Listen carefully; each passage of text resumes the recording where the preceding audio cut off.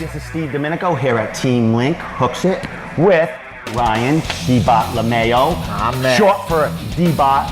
We love the Dibart here. This kid's got a fight coming up. Absolutely. Here, October 14th, but it's not in New England. It's not. It's in where? Pennsylvania. Lancaster, Pennsylvania. Pennsylvania, fighting for war. Out of war. Huge on. I've been watching, like, they have a lot of YouTube videos. They got a big card there.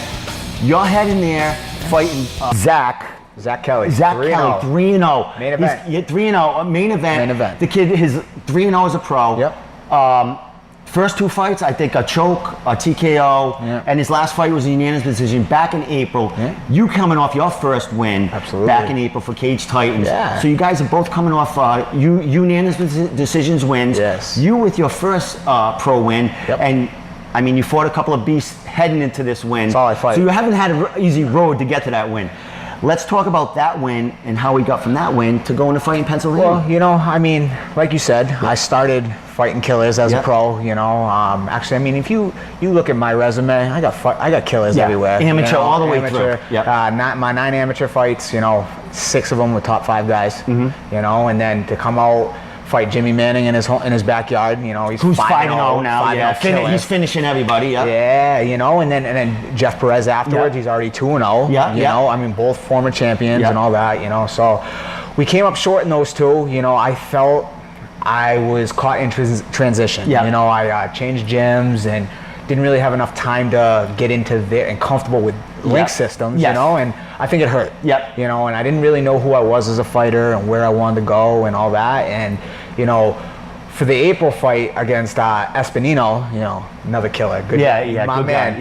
But you know, I hit my stride. I felt like, you know, towards the end of the camp, you know, mentally I was strong. I felt good. You know, everything started to make sense. You know, and that was the thing. And you know, we ended up going in there. We got a unanimous decision against a very tough opponent. You know, he was tricky, very good off his back, which I didn't know about. You know, it was, I had heard he was a good stand-up guy. He's got some tricky strikes and all that. He ended up catching me with a tricky kick, caught me and all that. But you know, once we hit the ground, I felt like it was my world. I know he was a little tricky, but nothing that I was in danger of you know, finishing. You felt it, bro. You could see, like, I mean, we did a real good job of circling, and then when his back hit the cage where Ed Carr and Nick right there, and you can hear that shouting, coaching right there. It's like, you know, that's one of the things I like to do. Is I like to, you know, I'm a grinder. I want to push you on the cage. I want to, you know, I want to make it a long night. So when I fight you, with my guys sitting right there talking me through, you're breaking them in front of them. You know, I think that's where I'm. You know, that's what coaches for. That's what corners are for. And you know, Ed Carr being the coach.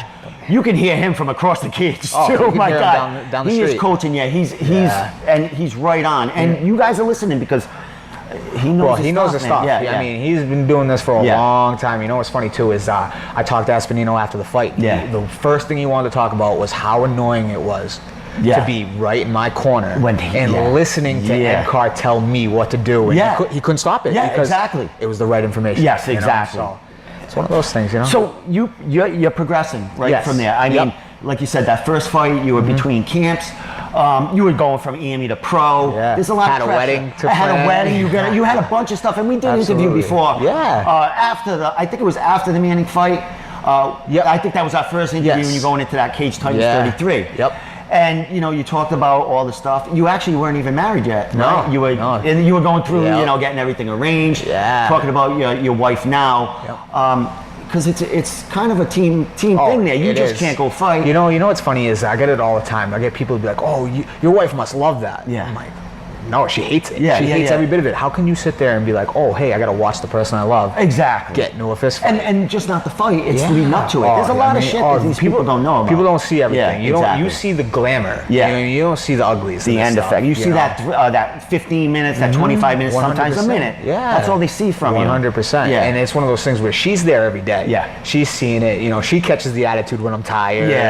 When things didn't go right or training was a bad day. It was a bad training day. Who gets it? She does. You know what I mean? So, you know, shout out to you. Kudos, you know, I love you, babe. Miss Dibart right there. Mrs. Dibart right there. And they're troopers too. The women, you know, significant others of fighters, man. They go through a lot of that stuff with them, you know what I mean? I almost feel as if they go through it all, but they don't get the glory. Yeah, well, they do. They see you guys at the end. When you get they feel that energy. And it feeds off to them because you're going to be everything's gonna, with a win, it's about to take off. It's panty night then. Yeah, red panty night. So to get back at this fight, so now you're going out of state. Because we did talk offline, we have little chats about the New England scene and fighters, and you were sick of fighting. Like you couldn't get the matchups. There's a lot of people waiting. Get a good matchup. Because there's fighters waiting out for this. They want a better opponent than a tough opponent, and you want the toughest guys. You want the best to come out of you. So, well, I mean, what are we doing this for? Exactly. We're trying to get to the next level, and you got guys that are 5, 6-0 fighting 1-14 guys. Like that's not going to get you noticed. You know what I mean? And you beat him in a minute. You should. Exactly. You didn't do anything but what you should. Exactly. And people know that going in. I know we need these fights here and there, last minute replacements. But we know we know as fans and fighters, man, they know when a fight is not a fight, and when it's just to pump up a record, which you need them records to kind of show out there. You can't hate the play, hate the game. Let's not make it a repetitious kind of thing. You know what I mean? And you're doing that. You're going out because you can't really get a fight here as far as a challenging fight. I mean, I can get fights, but I can get the 6-0 and exactly. 4-1 exactly. and stuff like that. With guys that are a little bit more advanced, a little bit more experienced, and all that. And it's one of those things. I mean, everyone says they want to fight until it comes time to get a tough fight. And then it's I got this, or I have my honeymoon, or something like that. And it's like, all right, well, catch you next time. I guess. You've gone through all this. I mean, you know what I mean? You had a honeymoon to worry about. I get it. I get it. You know what I mean? When you're spending time away from your family, you're trying to do this economically in the best way. So I get it. It's just not me. Exactly. It's the warrior in me. Exactly. It's just. And you know what? There's going to be a fight that you're not going to get a monster every time. You know what I mean? It's just going to fall. But you seek that because that's challenges yourself. That's the challenge, man.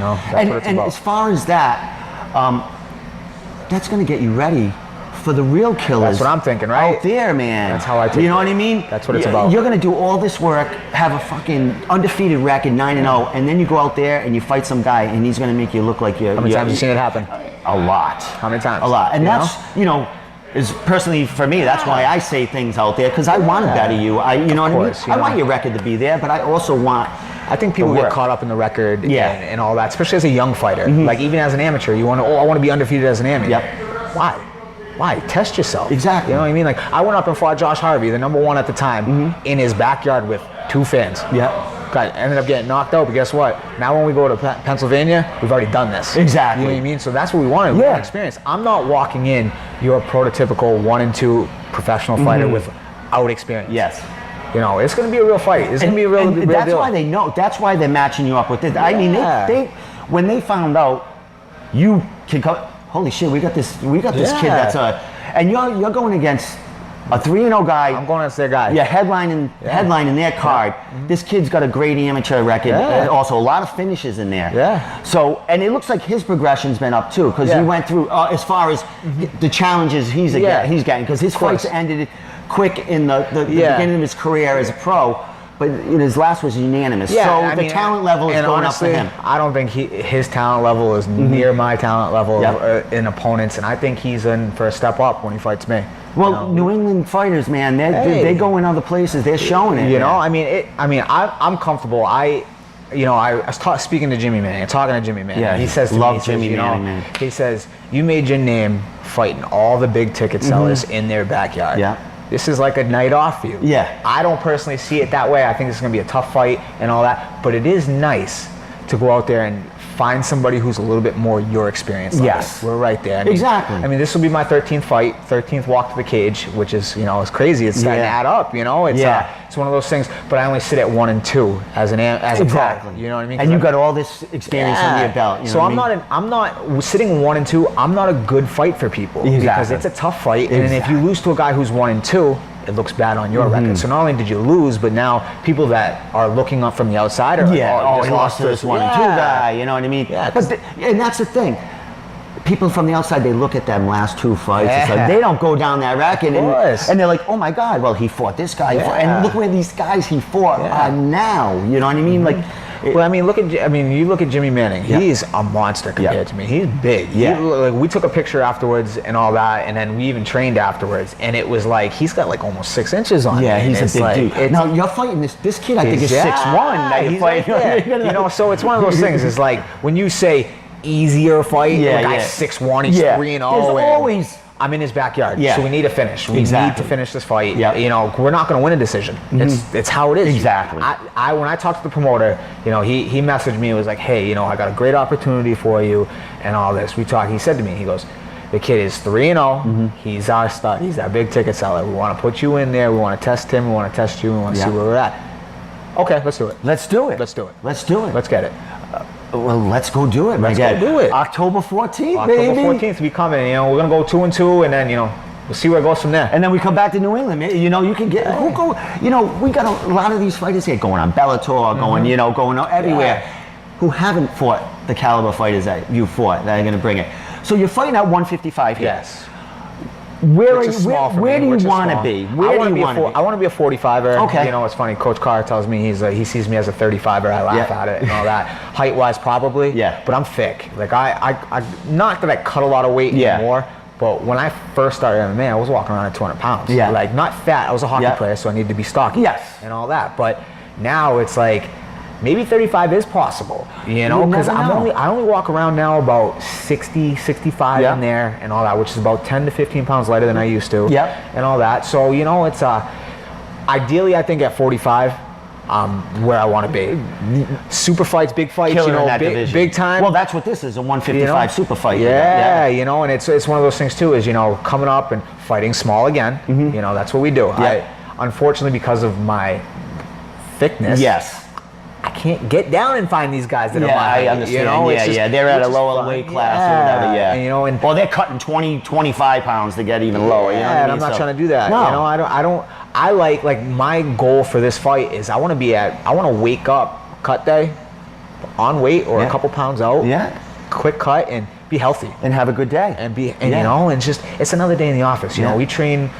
When you train here, you train with killers. You train with killers. You get pushed every day. Last night we did 3 8-minute shark bait rounds. So that's 24 minutes of a fresh guy each minute coming to get you for fun. And these guys don't take it easy. No. You know, if you're they're training for fights too. Absolutely. And you get the guy coming in the 7th minute. And he comes in and he starts blasting you. It's like I gotta try something on It breaks you. Ryan. It tries to break you. You know what I mean? And that's the one thing that I love about this place is they put us in bad situations all the time. All the time. You know what I mean? To give up your back. Give the guy the mount. Let's go. And then find your way out of there. Because what happens? You get into a fight and you get into a bad position and you're comfortable and you don't panic. And you don't blow your fucking wad. And that's what you see from this gym. When fighters as yourself, you got Kerry Kennison, you got all these special grapplers who are great on the ground. Real deal. Who you see the composure and the patience when they have someone in a position. It's not a rush. Because position before submission. This is going through your minds. I see it when you guys are fighting. You don't rush. You wait it out, and you wait for that mistake, or you wait for the panic out of the other fighter. Oh, absolutely. You know, it's one of those things where I'm comfortable in there. I'm extremely comfortable. It's just, you know, I do this every day. You know, we do this. I get beat up day in and day out. So mentally, physically, everything. Mentally, physically, you know, I mean, it is what it is, and it's one of those things where we go in there ready and expecting everything. You know, and if you get a guy who's been coasting and he's not used to being in bad positions, you get in a bad position, you find yourself there, and you panic. And then what goes? Your lungs go, your heart starts to hiccup, and then all of a sudden you're wicked tired and you don't understand why.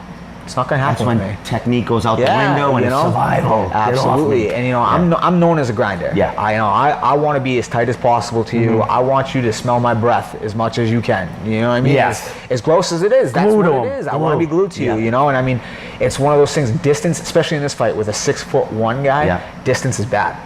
You know what I mean? If I get caught out where I can't get my hands and wrap around him, we're fighting his fight. We don't do that. We don't want to do that. This kid's gonna he's gonna awaken coming his way because it seems like a lot of his fights are stand-up battles and stuff. You're gonna look for that. You're gonna give him a grind. Man. You know, the good part about this fight is, you know, we are traveling, we are going into this kid's backyard and all that. but I've never had a fight where I've got film on somebody. Okay, I got 9-10 fights to watch in this kid. You know what I mean? And I like to study. Yeah. You know what I mean? When I'm not training, we're gonna study. You know what I mean? And watching film on someone for the first time, look at that, is weird. We should have more of this. Shouldn't we have more of this? Yeah. You know what I mean? It's like, and it's tough for me because I got 10, 11 fights on YouTube. So they're all over the place. You put me on YouTube, boom, you can see exactly what you're getting with me. Jimmy Manning couldn't find anything. Jeff Perez couldn't find anything. Espinino couldn't find anything. And now you're getting in. You know exactly what you're getting. You know what I look like. You know everything. I'm walking into a. It's evolving. Like you know, for the younger guys, we got guys like me, other fighters, film and tape, getting everywhere. So it's a good avenue, and you guys need it. You are the future. You need to. I mean, you're grooming to be the top notch. You need to learn how to look at tape from the bottom. So this is it. You're doing it the right way, man. You're doing it with the fights you're taking. You're doing it with the camp you're in. You're doing it with the family you got behind you. And you're doing it with the mentality of an up and coming fighter in the future. And that's the thing too, is I think now more so is being in year 2 is I'm comfortable, confident. You know what I mean? Confident in my abilities. Like when I first changed over from gyms, I almost felt like I was lost a little bit because there's a different, you know, Link's more, I don't want to say we're all striking, but there's more of an emphasis on striking from where I came from.